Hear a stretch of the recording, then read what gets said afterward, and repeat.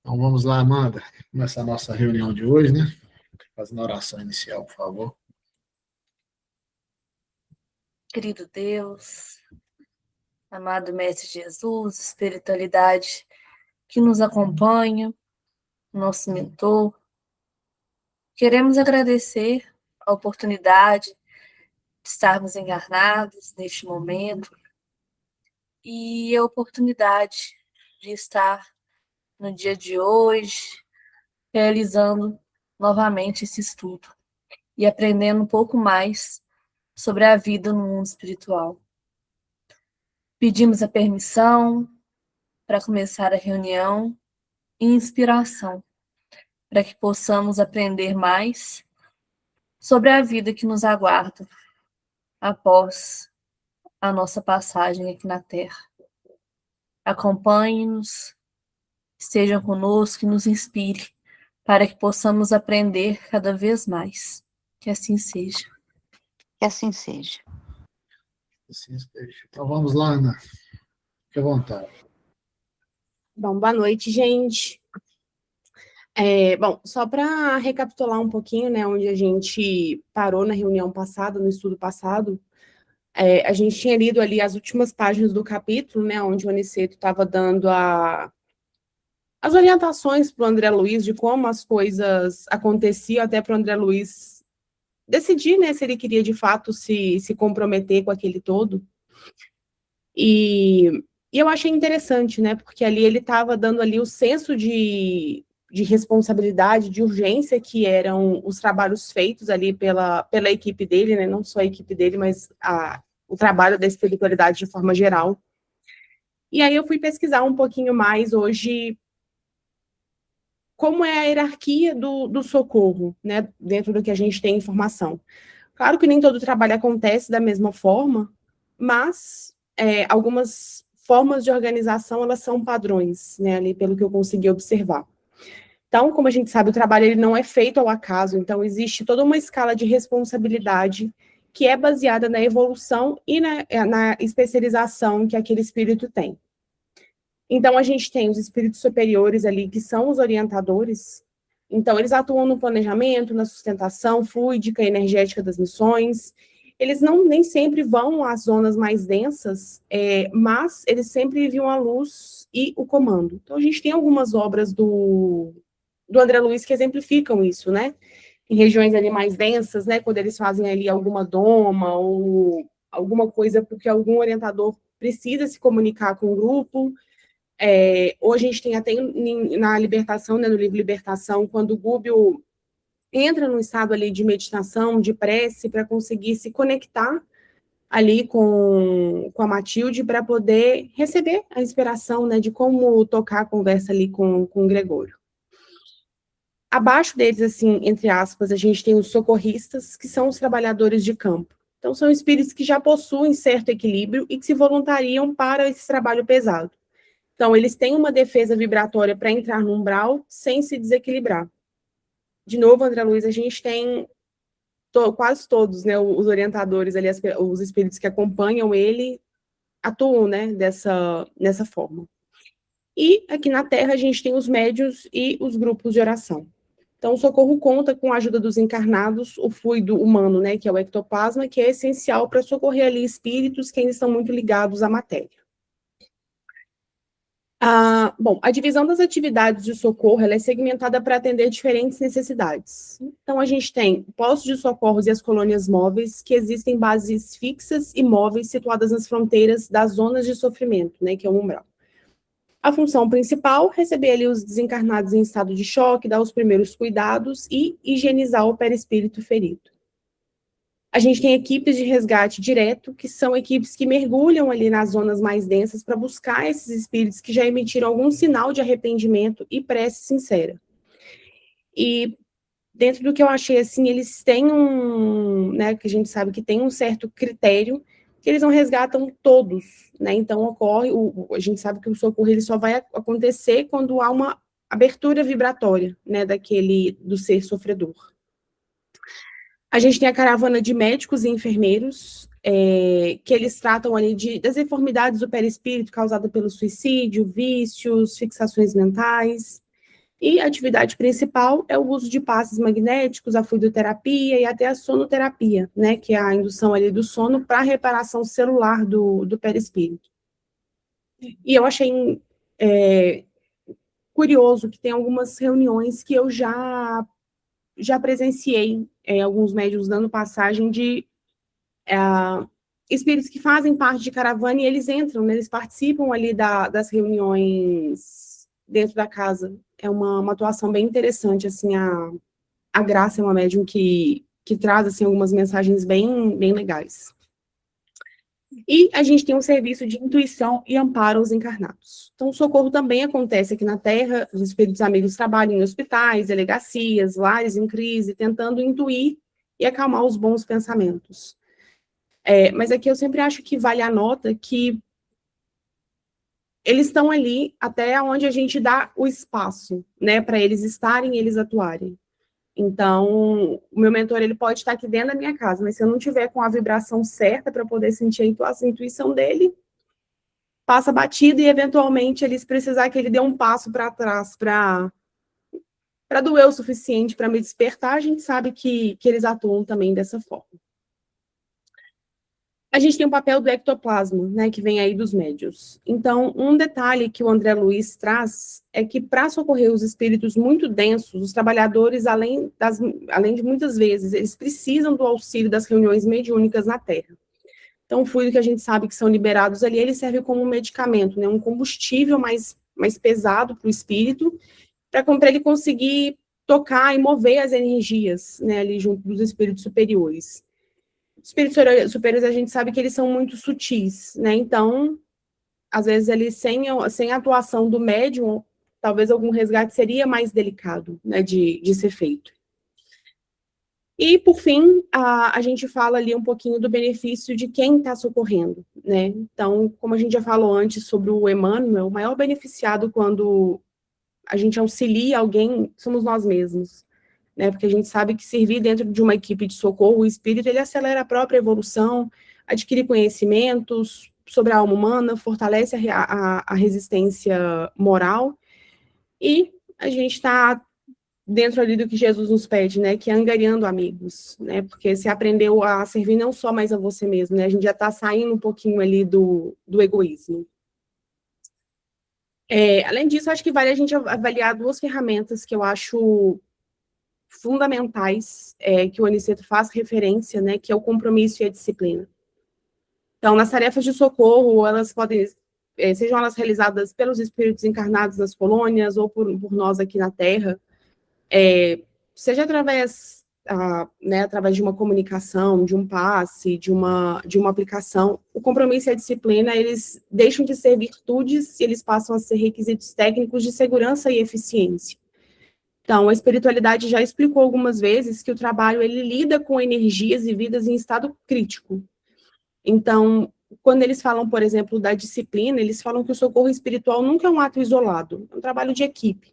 Então, ele demanda tanto a sincronia quanto uma sustentação.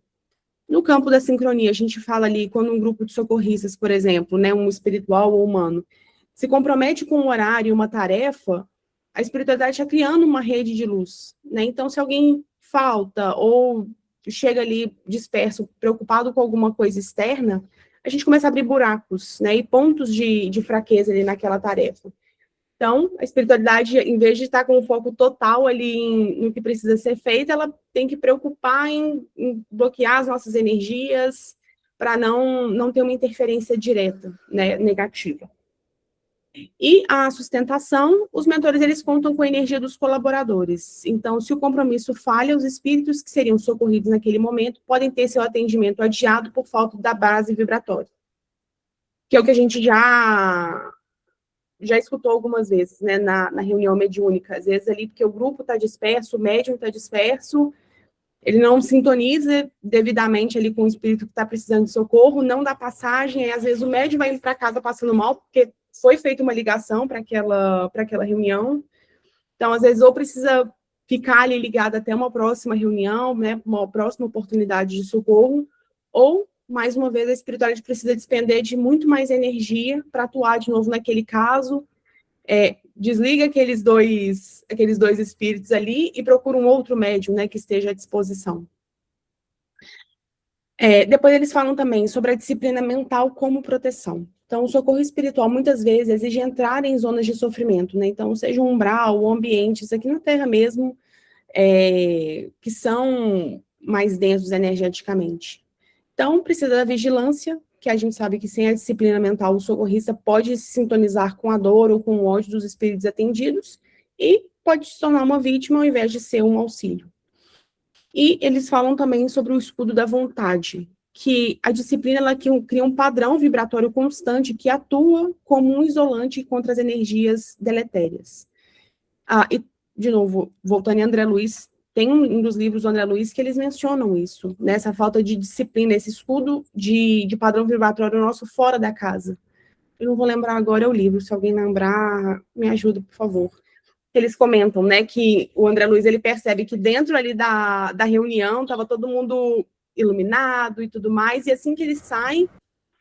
Missionários da Luz ou Gregos? Desculpa?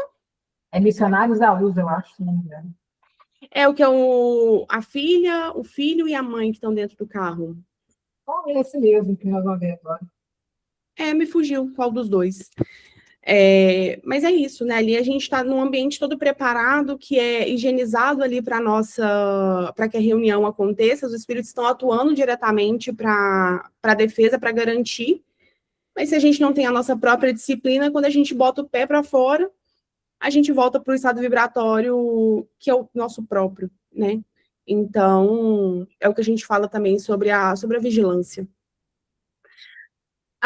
Bom, falando também um pouquinho da responsabilidade como medicamento fluídico. Então, muitas tarefas de socorro, eles envolvem a transmissão de fluidos, né, das energias.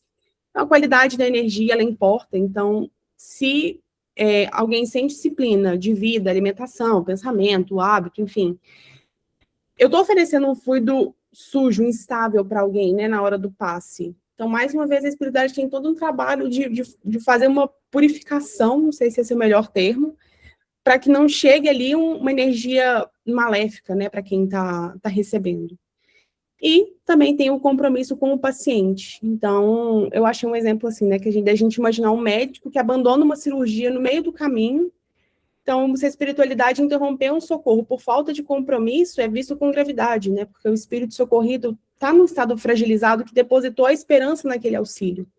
E aí vai para os dois lados, né? O espírito está contando ali tanto com a espiritualidade quanto com qualquer de nós que eles estejam ali em ligamento. E outras necessidades é o treinamento. Então, antes de ir para o campo, o espírito passa por longos períodos de aprendizado, de teste de resistência emocional. A gente sabe, né? Quantas vezes a gente é levado para o plano... a gente volta ali para o plano do espírito ali para ter algum curso, para receber alguma informação, para que a gente chegue um pouco mais munido de informação, mesmo que a gente não lembre diretamente, mas a gente recebe ali algumas informações, né, que podem ser essenciais para a gente. E eles também falam sobre a falta de assiduidade. Então, no plano espiritual, quem não cumpre o compromisso é gentilmente afastado da tarefa, não por punição, mas porque a inconsistência é perigosa até para a segurança da equipe de quem está sendo assistido, né? E a gente já tem a informação lá do Maria Francisca, eu imagino que isso em toda casa séria, quando a gente começa a ficar com a falta de compromisso, a gente também é afastado, né? Porque a gente começa a comprometer o todo. Então, é importante. E, por fim, a lição para nós que estamos aqui. Então, se a gente assume uma tarefa de auxílio, então, uma visita no hospital, ou a tarefa numa casa espírita, um compromisso de orar por uma pessoa, os mentores, eles estão se organizando, né, com base naquilo que a gente falou, naquilo que a gente disse que vai fazer. Então, quando a gente se propôs a ajudar, eles estão disponibilizando ali de recursos, trazendo talvez quem está precisando para perto de você, ou preparando um ambiente. E quando a gente falha com isso, a gente está desperdiçando o tempo deles, né, na melhor das hipóteses. Então, fui mais uma vez ali em Jesus, né, quando ele fala que o servidor que não se disciplina acaba sendo um entrave na obra que pretende ajudar. Então, eu acho que a gente tem ali o exemplo máximo, né, quando ele fala também, quando ele aborda o compromisso e a disciplina de uma forma muito direta, né, focando na fidelidade, na vigilância, na perseverança. Então, para Jesus, a tarefa de socorro ou servir o próximo não era um passatempo. Para ele estava ensinando para a gente que era uma missão que exigia o máximo de si mesmo, né, era a entrega máxima de si. E aí eu fui, de novo, nas palavras dele ali, buscando um pouquinho sobre isso. Então, Jesus estabelece ali uma regra para quem quer assumir tarefas, e isso está em Lucas 16, versículo 10, que ele fala: quem é fiel no pouco, também é fiel no muito, e quem é injusto no pouco, também é injusto no muito. Então, quando a gente pensa isso na aplicação do socorro, se a gente não tem a disciplina de cumprir uma oração que seja, né, pensar ali, mentalizar alguém para emanar uma energia positiva, a gente não está pronto para participar de um resgate ou de ter uma missão maior ali, até dentro do centro espírita, né? O compromisso da espiritualidade, ele começa com a gente nas coisas pequenas, pela lei de probabilidade, né, da nossa capacidade ali de começar, de continuar e de finalizar uma tarefa que nos foi confiada. Jesus também fala da perseverança na mão do arado. Então, em Lucas também, no capítulo 9, versículo 62, ele faz um alerta sobre a falta de continuidade e o arrependimento de ter assumido um compromisso. Então, ele fala: ninguém que lança mão do arado e olha para trás é apto para o reino de Deus. O que eu entendi ali, né, no meu entendimento pobrinho, é que no serviço de socorro a inconsistência ela é prejudicial. Então, se eu olho para trás no sentido de focar no meu egoísmo, ou no meu conforto, ou porque, eu acho que eu estou cansada demais e aquela pessoa não merece tanto, eu estou quebrando a sintonia com as forças superiores que estão sustentando aquele trabalho, né? Então, a disciplina é manter o passo, mesmo quando o cansaço ou algum imprevisto que é contornável, ele surge. Gente, até aqui tudo certo? Alguém tem alguma dúvida, alguma coisa? Tudo ok, Ana. Jesus também fala sobre a vigilância, né, que é o compromisso, ele é o atento. Então, ele usou de várias parábolas para falar sobre a importância de estar pronto, né, entre aspas, ali, como quando ele fala do servo da vigilância, né, então o socorrista fiel é aquele que mantém a lâmpada acesa, né, então a vibração está alta, a disciplina está sempre em dia, e Jesus, ele ensina que o socorro pode ser solicitado em uma hora que a gente não pensa, né. Então, se o trabalhador ele não tem disciplina, ele é pego de surpresa e perde a oportunidade de servir. E o Ezequiel, recentemente, ele trouxe isso, essa informação para a gente, né? Quando ele falou, às vezes você está ali no meio do dia, está super alerta. Teve ali um acidente que precisa de ser socorrido, a sua energia, ela está positiva, está boa ali para poder ser usada naquele trabalho. Eles vão e vêm até aqui você e vai lá para poder, e usa essa energia ali, né, essa sensação de sono, às vezes uma letargia que pode bater na gente. Então, é a vigilância, né, que a espiritualidade precisa, até porque a gente cansa de falar, né. Eu tenho pensado nisso nos últimos tempos. Falar para a gente é sempre muito mais fácil do que a gente conseguir colocar em prática, né. Então, a gente já sabe tudo, que todos nós somos médiuns, todos nós temos que ser médiuns fora da casa, mas o compromisso e a vigilância de fazer isso é o que muda tudo, né?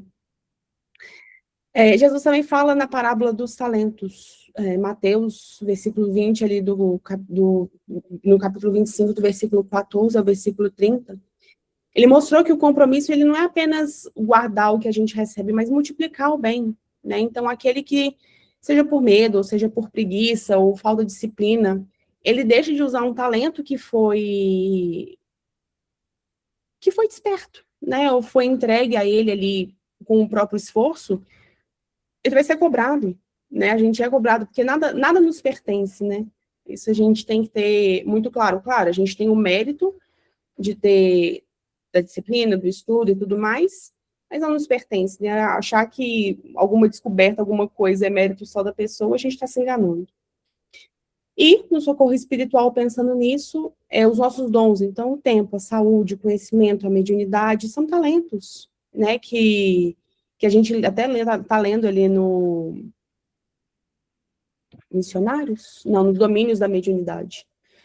que a mediunidade como ela é hoje é uma misericórdia de Deus, né? Então, e tem gente que usa como título, né? Como se, por ser médium, essa pessoa é melhor ou ela sabe alguma coisa mais do que alguém. Não, é só Jesus trazendo o conhecimento de volta para a praça ali, para divulgar, para poder alertar. Então, é misericórdia, né? Não tem nada de demais, assim, para quem está servindo ali de ferramenta no momento.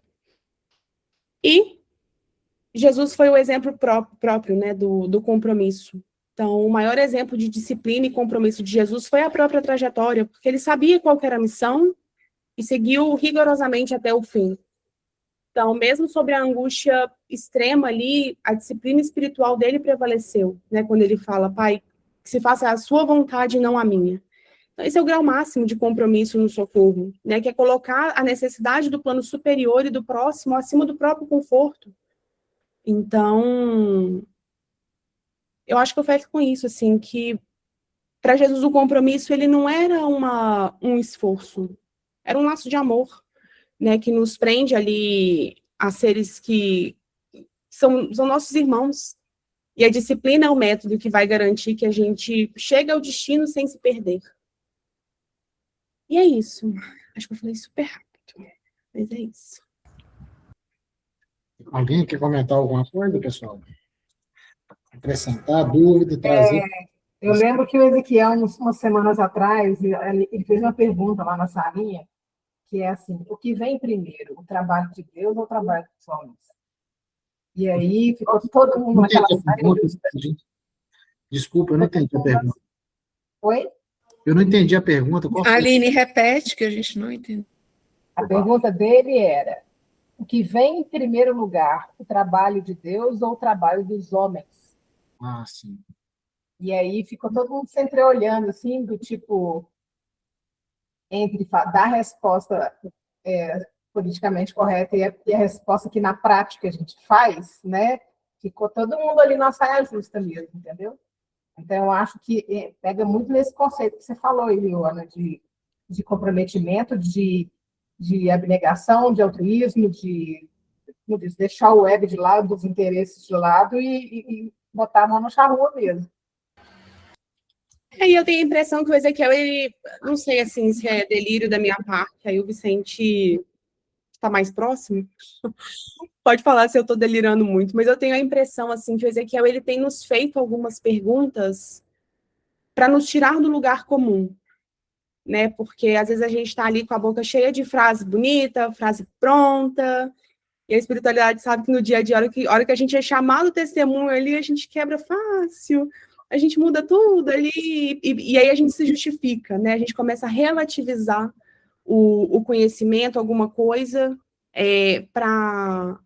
como se a espiritualidade estivesse do nosso lado e falando assim, mas por que você fez isso? E a gente está justificando para eles. Eles sabem, né? Eles sabem do nosso coração, Deus sabe da nossa intenção muito antes. Então, eu acho que essas perguntas eles são para nos tirar desse lugar assim e pensar um pouco mais, não ter aquela fé cega e a frase pronta, né? Que o coração não tem nada. Mais alguém quer falar alguma coisa? Pessoal. Veio um mentor sábado e questionou para a gente assim, o que vocês preferem, ser servos de Deus ou filhos de Deus? Aí ele até respondeu, aí fica a pergunta para vocês, o que vocês preferem? Explica o que é servo e o que é filho de Deus. Segundo ele, o servo ele pode desistir. O filho, ele já faz a vontade do pai, e o servo, ele pode escapulir dali em algum momento. Essa foi a resposta dele. O servo pode cansar, pode... Eu acho que o servo é tarefa. Escravo, né? Escravo dos nossos desejos, né? Escravo da nossa imperfeição. Isso que é o servo, né? Então, o filho, ele trabalha com disciplina. O filho já está em comunhão, né, com Deus. Justamente. Então, ele já faz a vontade de Deus. É por isso que Jesus fala, ele não usa o termo servo, ele fala o servo fiel. Porque o servo fiel, ele jamais vai dar para trás, né? É igual quando Jesus fala, a Ana até citou aí, fala sobre amizade, né? Porque Jesus, ele, em determinado momento, ele fala, engareis a mim. Só que é o seguinte, você tem que saber qual que é o conceito de amizade. Porque, muitas vezes, numa visão humana, quando a pessoa diz, eu tenho muitos amigos, então, na realidade, ele tem uma visão humanizada de que ele tem várias pessoas que podem servir a ele. Então, aí são servos. E, não servos, e nem sempre podem ser servos fiéis, porque esse tipo de amigo pode cansar. Mas eu queria só dar uma relembrada aí no diálogo do Aniceto, com sua finalização. Você já até citou isso aí, mas tem um detalhe interessante aqui na forma do Aniceto trabalhar, que é dividir o grupo por profissões exercidas na terra. Então, os grupos de trabalho que vêm para a terra trabalhar, ele faz uma divisão por questões de profissão. E, às vezes, a gente não para pensar, né, da importância disso. Por quê? Porque eles vão trabalhar num campo humano. Então, não adianta nada eu conhecer tudo de espiritualização, não adianta nada eu conhecer como que funciona todas as questões do mundo espiritual, não adianta nada eu ser um espírito de hierarquia superior, mas quando eu chego na Terra eu não vou saber exercer aquilo que realmente preciso, que é amenizar a dor, né? Além disso, ele cita um outro detalhe também, que quando ele foi convocado para o trabalho, ele falou com o ministro, falou, eu aceito a função, né? Mas com uma condição. Então, ele colocou uma condição. Olha, você vê, ele estava no plano espiritual. Ele foi chamado para um trabalho e ele impõe uma condição. A condição dele, e está escrito aqui no livro, né? Ele cria um método de que o mestre tem que aproveitar mais o trabalho do que o próprio discípulo. Olha que legal. Porque a visão que normalmente nós temos é que o discípulo é que tem que aproveitar. Mas, na realidade, é o seguinte, o discípulo não está preparado ainda para aproveitar, o discípulo está se formando, por isso que ele é discípulo, e o mestre não. Então, a forma que o Aniceto age, ele, primeiro, ele dá a oportunidade de todo o grupo de aprender de tudo. Então, vamos voltar lá no Evangelho, onde Jesus diz assim, sede perfeito. Como que eu vou atingir perfeição se eu me limitei? Porque o que nós fazemos na Terra hoje é limitação. Por exemplo, eu trabalho com TI. Então, eu foco só naquilo ali. Eu trabalho na medicina, aí eu só foco na medicina. Olha que engraçado, eu tenho um amigo meu que ele trabalhou 30 e tantos anos na magistratura, e aí ele foi desembargador, foi juiz, advogou, e aí ele aposentou. Olha que legal. O cara aposentou e montou uma marcenaria para ele. Uma marcenaria. Agora, vocês precisam de ver os móveis que o cara faz. Por quê? Ele não é profissional. Ele coloca amor no que ele faz. Então, é completamente diferente. Então, ele não faz para vender, ele faz para doar para aqueles que realmente ele considera. Olha que legal. Então, assim, olha para você ver, né? A grande maioria, não, eu vou aposentar, eu vou curtir a vida, eu vou viajar e tal. Olha o que o cara foi fazer na cenário. É aí que a gente lembra de quem? Você lembra lá de Jesus, né? Enquanto uma grande maioria dos companheiros que eu conheço dele, né, eles querem o quê? Só galgar, subir. Por quê? Porque o juiz, o desembargador, ele atinge até os 75 anos de trabalho.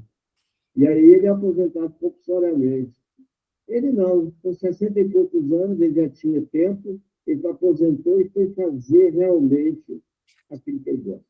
Então, assim, nós, aqui na Terra, como homens, nós ainda não paramos para perceber a grandeza da fala de Jesus. Porque Jesus ele não convida, quando ele fala sobre perfeição, ele não está convidando. Ele diz assim, sede perfeito, é uma afirmativa. Ele não está perguntando se você quer ou não quer. Ele está afirmando que você tem que ser. Porque a única maneira de você realmente sair da condição humana é atingindo a perfeição. Então, assim, me dá uma tristeza muito grande quando eu vejo no movimento espírita as pessoas, os espíritas dizerem que não gostam de ler. E, principalmente, claro, não estou aqui deixando em dúvida as questões da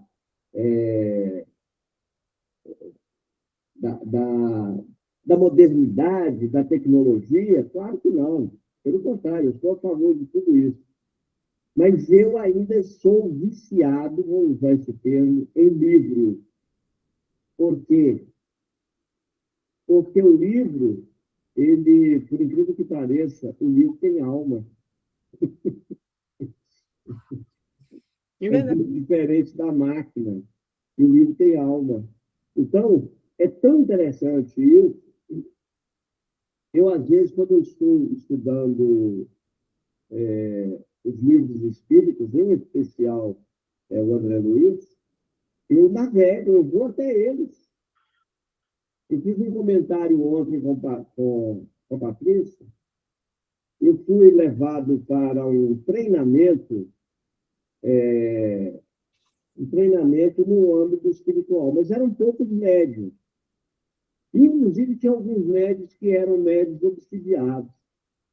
Depois que eu fiquei sabendo disso, que eu fiquei na dúvida depois, e o instrutor ele estava ensinando o processo de cura. Olha que legal, um processo de cura, da qual nós tínhamos alguns conhecidos, um dos conhecidos que estavam presentes era aqui da Terra. E eu achei muito interessante, por quê? Porque eu tive a oportunidade de presenciar o instrutor, ou o mestre, sei lá, ele estava extraindo um monte de coisas pesadas, em especial alguns fantasmas do médium ou alguns espíritos que o acompanhavam. E quando isso passava pelo campo vibracional do mestre, ele vibrava de tal maneira que a gente achava até que ele estava num terreiro de umbanda. Ele começava a vibrar tanto e, de repente, ele parava. Mas quando ele parava, é porque todo aquele mal passou por ele. E aí eu fiquei pensando, eu falei, depois, durante o dia, eu fiquei meditando sobre aquilo, eu fiquei o dia inteiro ontem meditando sobre isso. E eu fiquei pensando, eu falei, gente, o que as nossas energias causam? O que as nossas criações causam? Então, aquele espírito, uma turma era encarnada e uma turma era desencarnada. Então, assim, quando ele põe a mão na cabeça dos encarnados, que era mais ou menos, acho que os 4 que estavam lá, em todos eles, eu assisti por 2 vezes. Em um não teve nada, mas 2, ele tremia assim, como se estivesse, sabe, vibrando mesmo. E aquilo foi realmente uma lição interessante para mim. Ou seja, dali eu tirei uma lição seguinte. A Ana até citou isso aí hoje. A grande maioria de nós que somos médiums não calculamos a responsabilidade que nós temos. Eu falo muito do livro Voltei, muito. O pessoal fala assim, você é viciado em André Luiz. Não. Eu tenho uma coleção de livros aqui que alguns eu sempre volto. Eu coloquei André Luiz como base de estudo, os outros é como base de informação. E o livro Voltei, ele fala para nós, ele fala do nosso cotidiano dentro de uma casa espírita, no dia a dia de nossas atitudes. Então, só para finalizar aqui, então seria bom que nós refletíssemos melhor sobre o instrutor, porque o Aniceto não é um ministro, ele é um instrutor. E, então, a gente precisa de pensar quando nós somos agentes também da instrução. E, Vicente, você estava falando aí, recentemente eu tive uma experiência, porque hoje eu faço parte tanto da equipe do passe quanto da aplicação. E nunca tinha ficado muito... Né, eu sei da diferença, mas nunca tinha ficado para mim de forma mais palpável a diferença. E aí eu tive a oportunidade recente, em um dos passes, quem me acompanha, curiosamente, assim, ela já deixou eu vê-la algumas vezes, é uma freira. E algumas pessoas ficam surpresas, né, quando você fala de um espírito que ainda se identifica como freira, né, e ela se veste como freira. E aí um dia ela falou assim que ali no passe é uma das grandes oportunidades que o passista tem de despertar o amor. Porque ali você está aprendendo a doar da sua energia sem saber o nome de ninguém, sem saber a história, sem saber qual que é a necessidade a fundo. Você está aprendendo a amar. É um grande exercício. E aí, em uma das aplicações, mostrando que o trabalho é completamente diferente. A cirurgia, assim, aonde eles focam as energias, qual que é o propósito da energia, como que a cirurgia acontece.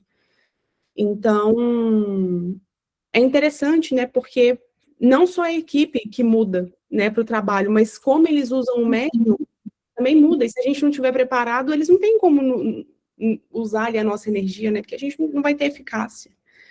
E eu acho que um ponto que você falou, assim, que você tocou isso até na última reunião mediúnica, eu acho que para a gente que está estudando o espiritismo, a gente tem que se cobrar mais a coerência. Eu estava falando isso hoje com a minha mãe. A partir do momento que eu tenho um conhecimento, eu atravessei uma ponte de quem eu sou.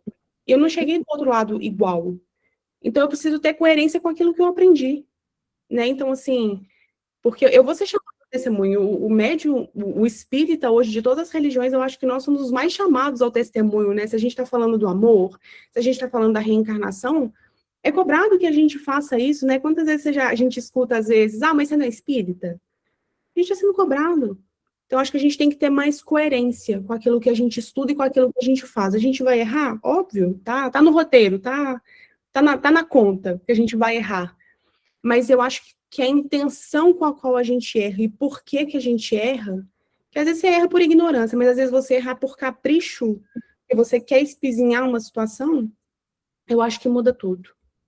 O espiritismo, a gente estudou, a gente sabe disso, o espiritismo ele é progressista.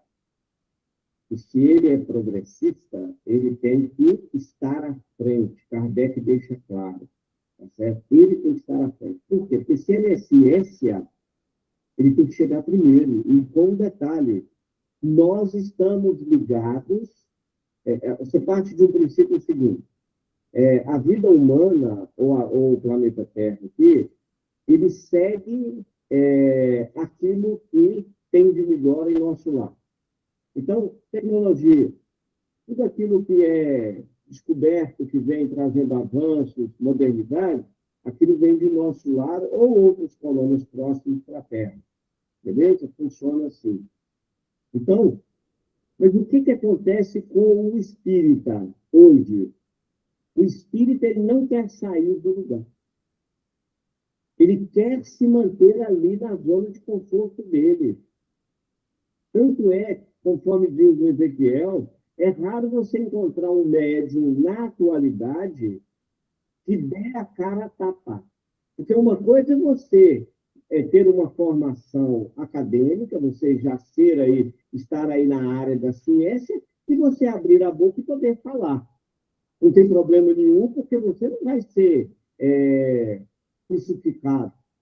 Mas quando você pega um sujeito ignorante, o próprio Chico, o que o Chico sofreu no movimento espírita, as pessoas não falam isso, mas o que o Chico sofreu no movimento espírita por causa das informações científicas que ele trazia, não foi uma ou duas, não.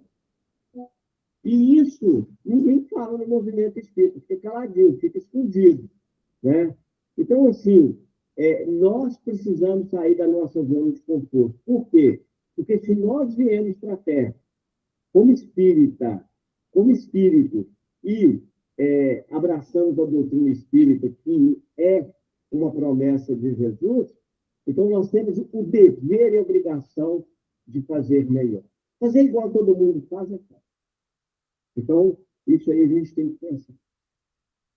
Acho que a Sandra tinha levantado a mão. Fala assim. Não, mas voltando lá ao capítulo, uma coisa que eu queria acrescentar, Ana, porque você falou muito bem da amizade, né? Aí falou da intercessão e tudo, mas a amizade, ela começa com a semente, ela é cultivada. Então, ela não nasce pronta, entendeu? Ela vem vindo e ela é cultivada. É isso. É uma semente que, se a pessoa reencontra um grande amigo numa existência, né? Uma simpatia, isso quer dizer o quê? Que lá atrás houve, né, um cultivo para se tornar um grande amigo. É isso. E vocês estão falando aqui e está me martelando duas mensagens que eu recebi recente.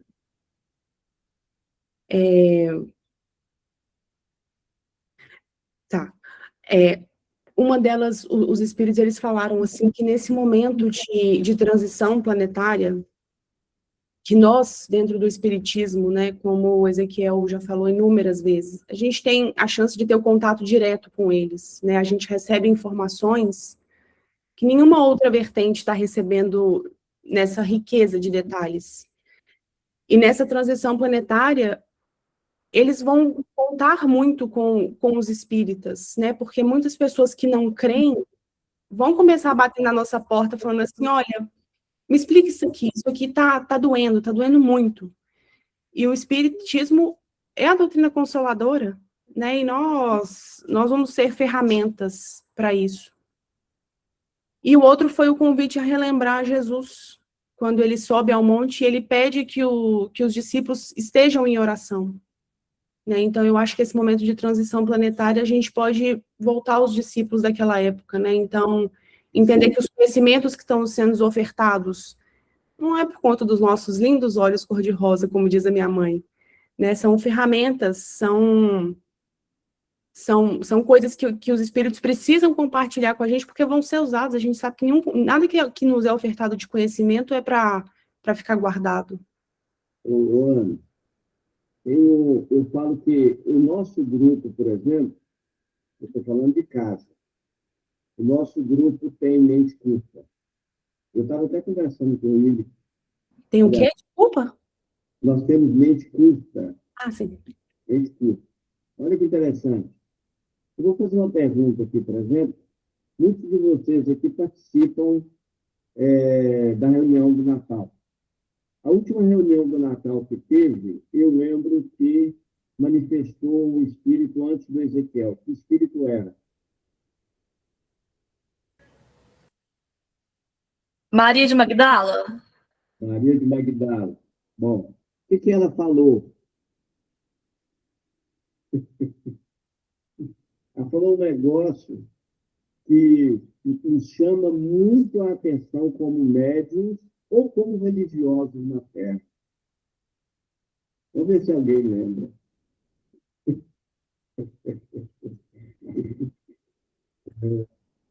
Essa é a vantagem de você ser um médium, e quando a gente fala médium consciente, é consciente de responsabilidade, né? Porque não adianta nada as coisas passar por meu intermédio e isso não aumentar a minha responsabilidade, né, e meu compromisso. Olha, ninguém lembra, não? Só sei que está gravado, Vicente. Se lembrar mesmo. Eu só sei que eu vi a gravação depois, não lembro também não. Não, mas eu não pude publicar, não. Tá gravado. Tem um trecho que ela fala que nós, na Terra, colocamos os discípulos de Jesus longe de nós. E nós esquecemos que eles são discípulos. Eles ainda não são nós.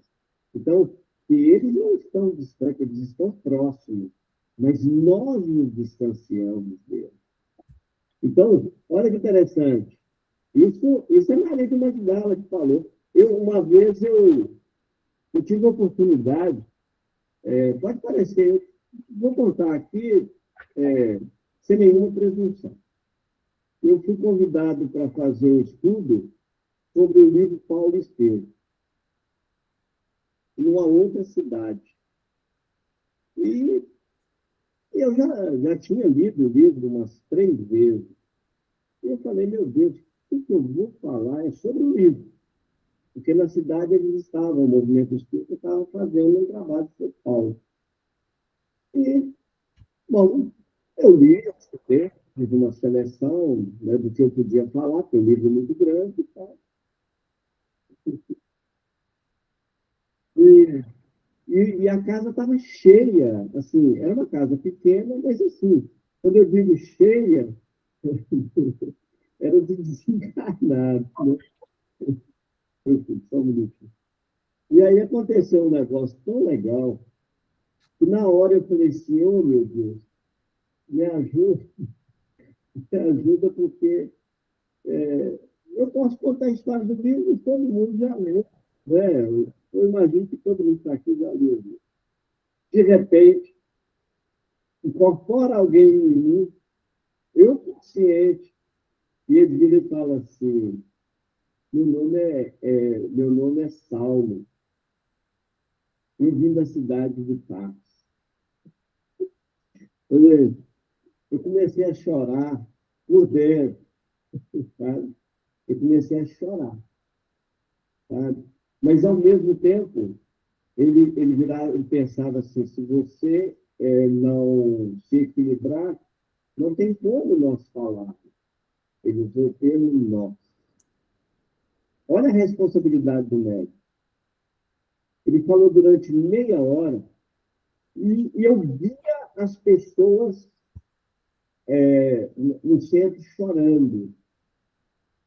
Mas choravam. Porque não era eu que falava. Eu tenho plena certeza disso. Nenhuma palavra foi minha. Foi tudo dele. Então, ele não falava de Jesus igual nós falamos. Então, quando ele chega e que ele relata, né? Quando ele relata o encontro dele com Jesus, cara, eu quase desabei. Eu quase desabei. Uma pena que a gente não tem, né? A pessoa não gravou, não tem isso gravado, sabe? Mas eu acho que era para ficar gravado, era na memória de todo mundo. Foi uma eu já fui chamado para falar em alguma cidade do interior, mas foi uma das vezes que eu, assim, eu não tenho nem como explicar, sabe? Eu não tenho como explicar. É diferente de tudo que eu já passei a nível mediúnico, tá? Então, assim, e com isso, o que eu aprendi? Quando a gente fala de transmissão, esses trabalhadores todos que fizeram parte, né, da vinda de Jesus, da preparação, da presença de Jesus e da volta dele, eles todos têm que estar aqui. Porque eles são discípulos, então eles todos têm que estar aqui. Então, assim, eu falo que, infelizmente, nós, como médios, olha para você ver, quantas vezes você tem que pegar um livro desse e reler ele? Centenas de vezes, ou dezenas de vezes. Agora, olha para você ver, as mensagens que normalmente nós recebemos lá atrás e que elas trazem uma ligação nossa direta com aquele espírito, nós escutamos uma vez e, ó, uma mensagem do Ezequiel no Natal, que chama o religioso e o cristão. É uma das mensagens que, assim, que eu recebi do Ezequiel, mais lindas que existe, é a pura verdade da nossa vida, da nossa realidade. O que é o religioso e o que é o cristão. Cara, eu coloquei essa mensagem num grupo de família, por incrível que pareça, ninguém leu a mensagem, num grupo da minha família, ninguém leu a mensagem. Então, Se eu não comentar. Olha que interessante. Mas todo mundo quer Jesus para si. Todo médico quer receber os espíritos de luz. Mas, peraí, mas você tem que acender a luz que está dentro de você. Como é que você vai receber o espírito como é que você vai receber o espírito na sua casa, se a sua casa está com a conta de luz não está paga, você não tem energia dentro da sua casa, como é que você vai receber o espírito nessas condições? Então, a gente precisa de parar e pensar. Né? interessante, né, Vicente, que você falou essa questão que está perto da gente, o próprio Ezequiel, né? Eu tenho fé que Ezequiel é um dos discípulos de Jesus, e às vezes a gente está dentro da casa ali, às vezes não valoriza, né? E toda quarta-feira está conversando com ele, a experiência que se troca, principalmente os médicos que estão ali na sala de tratamento com ele, tem que valorizar muito, porque é muito enriquecedor, muito mesmo. Eu lembro do Ezequiel uma vez, alguém fez um comentário do Evangelho, e ele foi a primeira vez que eu vi Ezequiel até bravo. Ele chegou, ele repetiu. Ele falou, Jesus não falou isso. Ele foi assim, sabe? Ele repetiu umas 3 vezes, ele não falou isso. Inventaram isso em nome dele. Aí que acho que ele caiu na real, sabe?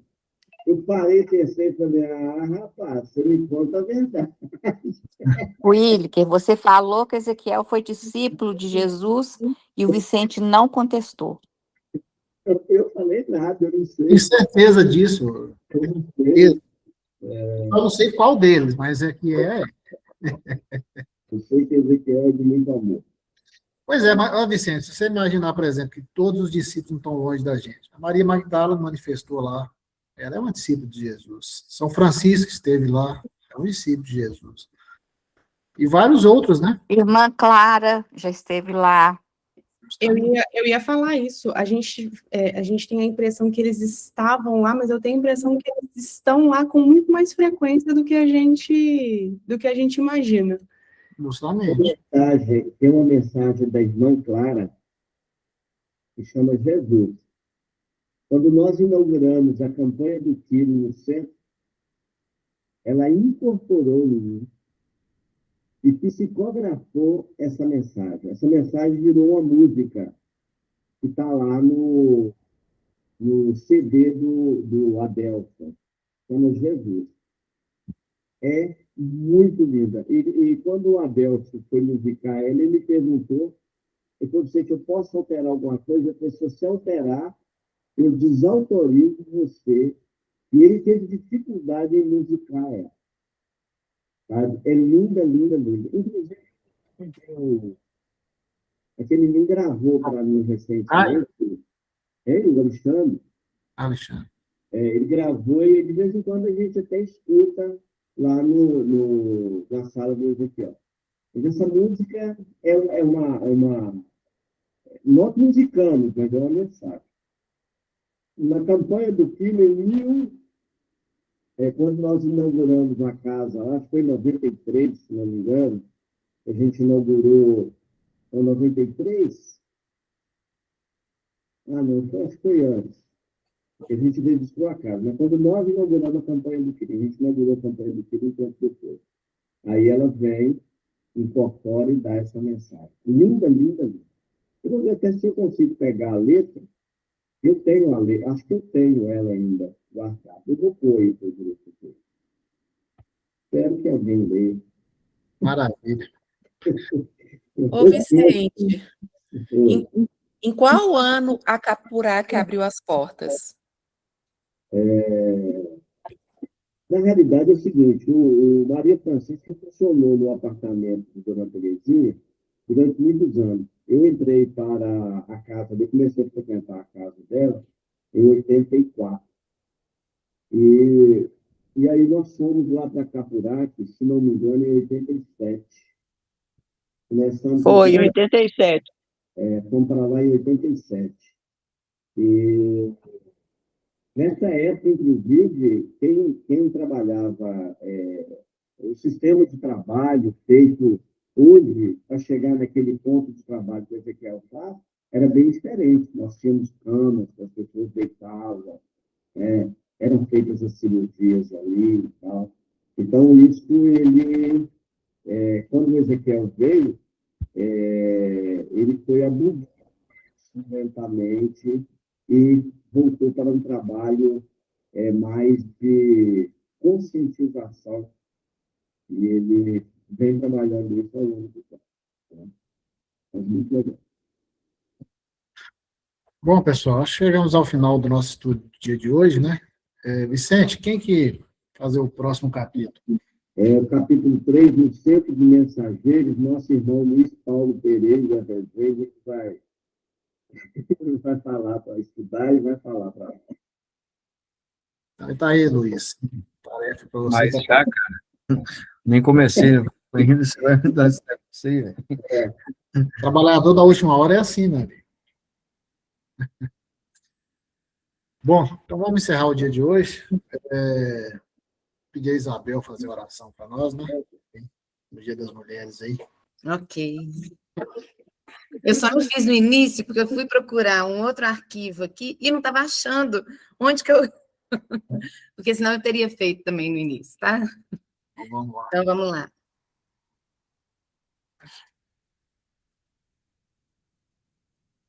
Mestre amado, agradecemos por mais este estudo, por mais esta oportunidade.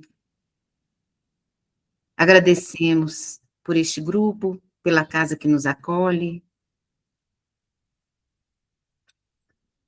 E envolvemos, neste momento, todas as mulheres, mães, que se preocupam com seus filhos, que têm esta missão, que sejam guiadas e iluminadas. Aquelas mulheres que têm contato com qualquer pessoa que necessite de auxílio, que sejam sempre fortalecidas. E agradeço, meu Pai, por ser uma mulher, por ter a oportunidade de estar como uma mulher, pela oportunidade de ser mãe, pela oportunidade de aprendizado que temos. Que todos nós, neste grupo, possamos levar para as nossas vidas o que estamos aprendendo aqui e que possamos também nos preparar cada vez mais para te servir, para sermos servos fiéis. Pai nosso que estais no céu, santificado seja vosso nome, venha a nós o vosso reino, seja feita a vossa vontade, assim na terra como no céu. O pão nosso de cada dia nos dai hoje, perdoai as nossas ofensas, assim como nós perdoamos a quem nos tem ofendido. Não deixeis cair em tentação, mas livrai-nos de todo mal, que assim seja. Antes de encerrar, eu queria relembrar a todos os companheiros do grupo para fazer uma reflexão sobre a responsabilidade quando o espírito, saindo de colônias superiores, ele se propõe a nascer em corpo feminino. E aqui poder exercer o maior de todos os sacerdotes que a Terra pode oferecer, que é a maternidade. A maternidade é a base para que todo espírito ele possa renascer sempre. Sem a maternidade, nós estaríamos fadados a parar no tempo. Então, quantas vezes nós temos observado espíritos que saem de planetas superiores para poderem materializar em corpos femininos na Terra e aqui poder exercer a maternidade, às vezes recebendo, materializando no seu útero, grandes criminosos, onde o amor daquele espírito irá educá-lo para a vida no Cristo.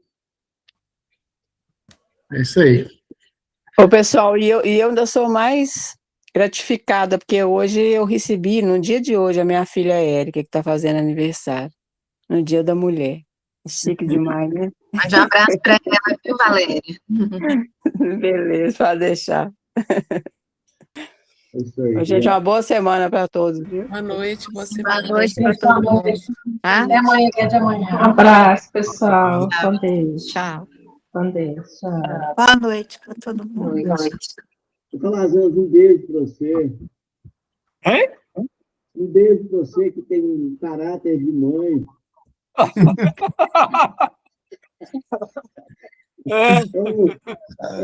É um espírito em corpo de macho, mas com coração de mãe.